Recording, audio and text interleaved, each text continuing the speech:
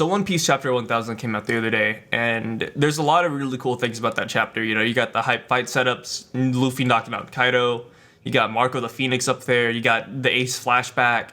But in my opinion, I think the best part about the chapter is that we finally see proof that Luffy is becoming King of the Pirates level. You know, granted, he's not there yet, but I think this is the first step towards that path. And the reason I say that is because I look back at Whole Cake Island, right? And then you see Luffy fighting Big Mom. Not really a fight. You know, Luffy tries to punch her, Big Mom kind of deflects it, and then they're kind of chilling. You know, Big Mom starts chasing Luffy for like the next 10 episodes. But, you know, I looked at it and I was like, well, fuck, like we're 800 chapters deep into this bitch. Like, is this how where Luffy's at? You know, like this guy's running away from Big Mom. Like he got one shot by Kaido. Like, are we sure that the manga's almost done, or are we just starting? And I was kind of afraid, you know, I was like, oh fuck, like it's either we're gonna get some ridiculous power up, which I could say this is almost a little bit ridiculous, but they hype it up really well, so it kind of plays off decently. But it's like, we need that steady progression, you know. Luffy eventually has to start fighting these Yonkos, not like on par, you know, like even Roger had to enlist Garp's help to fight, you know, the Rock Pirates. So I don't think it's a bad thing that Luffy's getting help to fight Kaido and Big Mom, especially the two of them together. But I'm just glad to see him finally putting in some work, you know? Like knocking down Kaido with one shot, bro. That's kind of ridiculous. I mean, granted, Kaido's gonna get up next chapter. I really don't think that Kaido is done, like down for the count with Red Rock. Because there's a couple of things that say that, because have you ever seen another emperor knock down another one with one shot? The answer is no. Granted, we haven't really seen any emperor fights, but not once has any of those been a one shot, you know? So I think it's pretty safe to assume Kaido's gonna stand up next chapter. You know, he's not gonna like get up and be like, oh god, I'm still feeling a little bit dizzy from the alcohol. Because that was his excuse the first time around, right? Like Luffy knocked him down in Gear 3rd, and then Kaido just kind of burped. He was like, oh god, all that alcohol is getting to me. This is not the case, you know? If you look at Big Mom's face, Big Mom has been with Kaido, you know, throughout like many years, right? Since he was like a fucking kid. If you look at Big Mom's face in the final panel of this chapter, she's shocked. She's never seen anybody do this before. She's like, Kaido? Like, are you okay?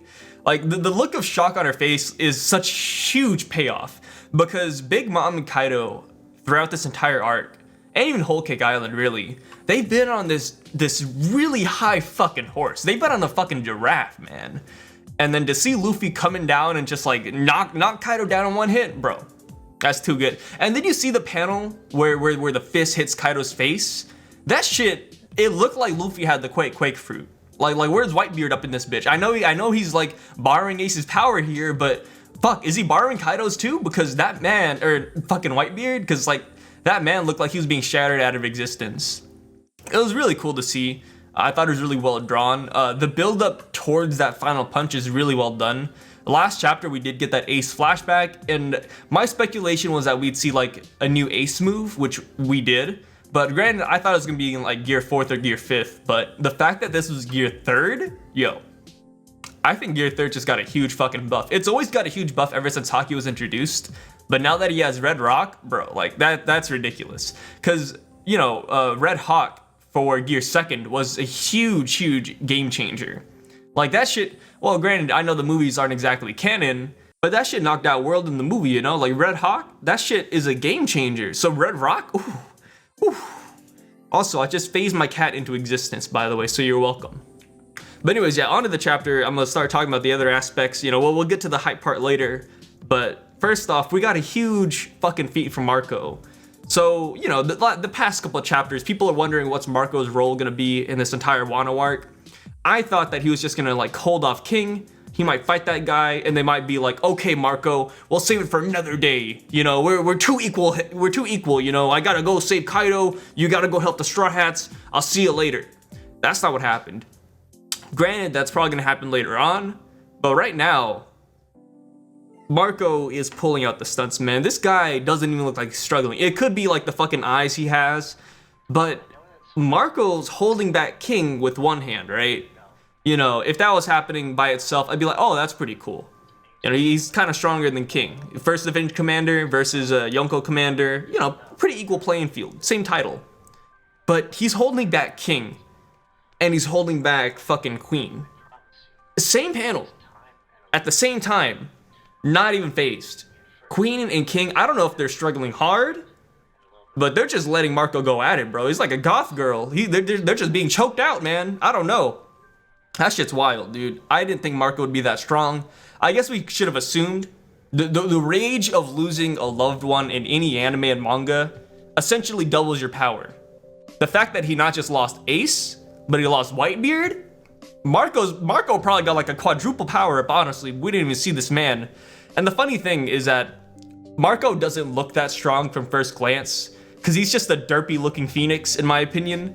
And then you got King, all blacked out, leather jacket, pterodactyl. And then you got Queen, who looks like a wrecked cock. Like, dude, Marco's holding them both back. Oh, sorry, Kuro. Stepping on my mechanical keyboard. Want to play some League of Legends? No, he doesn't give a fuck.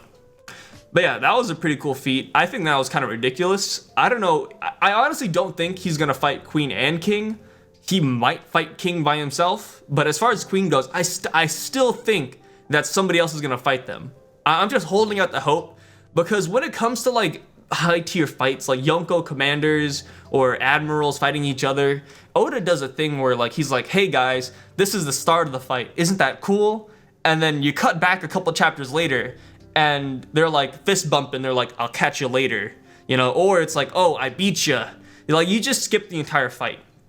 So I really hope that's not the case with Marco and them. Even if he just trades a couple blows and then leaves, I do hope we get to see all of it happening so we can get more Marco feats. My man, my pineapple-headed man.